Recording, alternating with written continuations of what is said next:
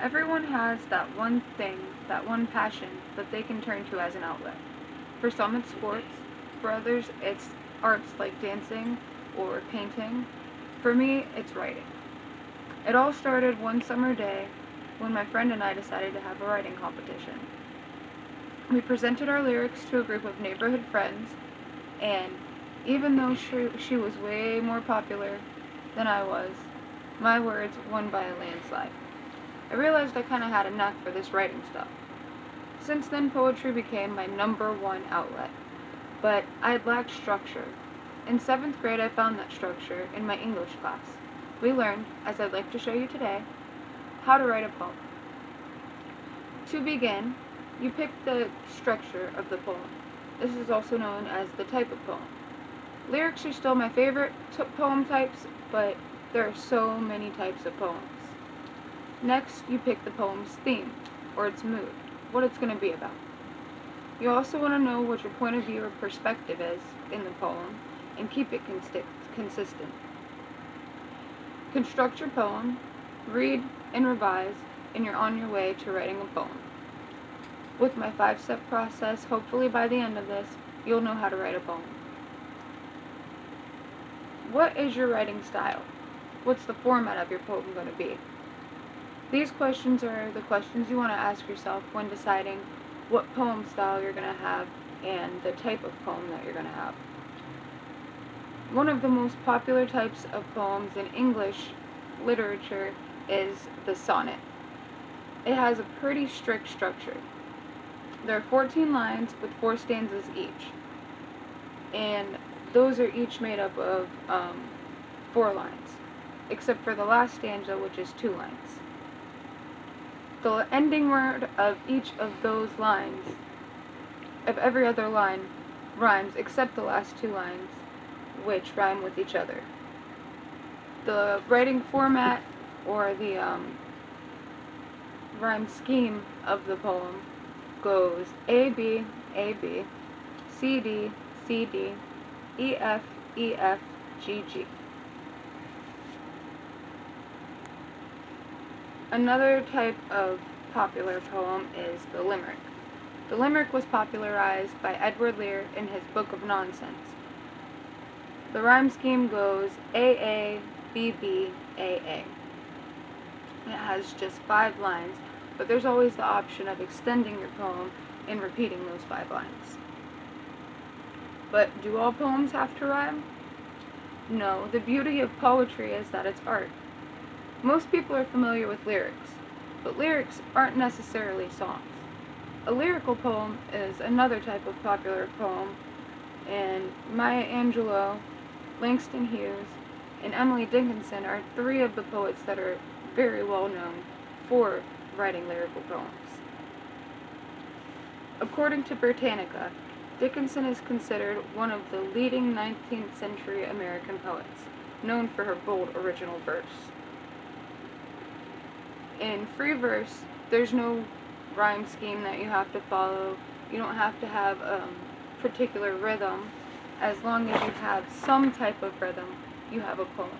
It's more about expressing your emotions or expressing emotions on a topic, or, having somebody be moved by what you're saying, than having to follow a specific structure or telling a story. The limericks and the sonnets are really, really good for telling stories. It's also important for any type of poem that you incorporate literary techniques like metaphors or sonnets or alliteration. If you like to bend the rules a little bit, have more of a freestyle, then the free verse lyrical poem is probably the type of poem for you. So say you went with a sonnet, and I skipped a part.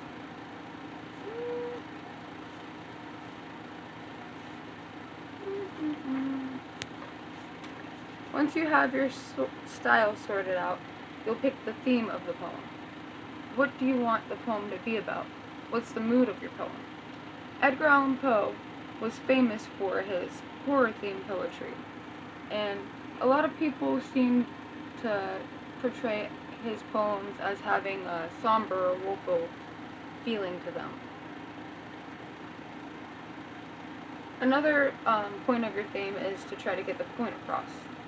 Say that you want to write a poem about wildlife conservation, or cancer awareness, or even thoughts of a vacation.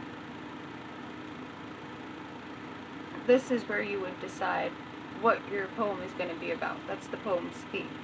Some people think that it's easier to pick the theme than it is to pick the type of poem first, so if that's easier for you too, you can change first step and second step of this process.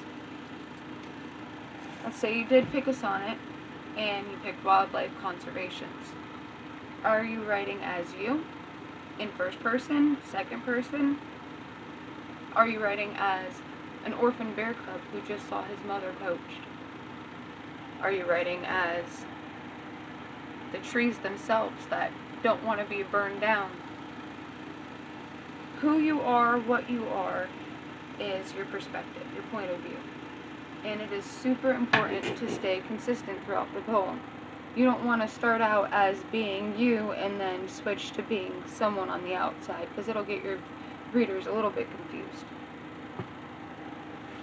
So once you know who you are now, in relevance to your poem anyway, good.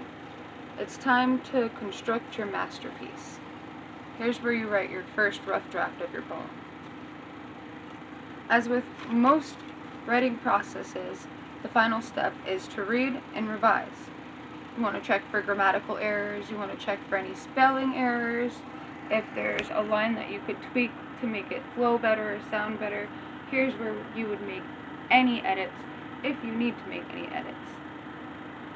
Once that's done, you have your final draft. Congratulations, you've written a poem.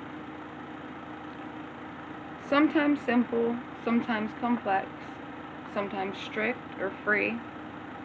Poems are a great way to express your opinions, tell stories.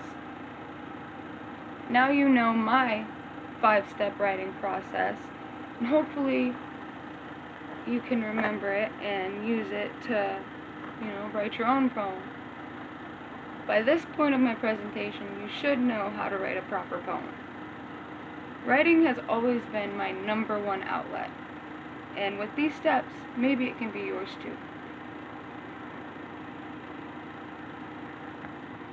too.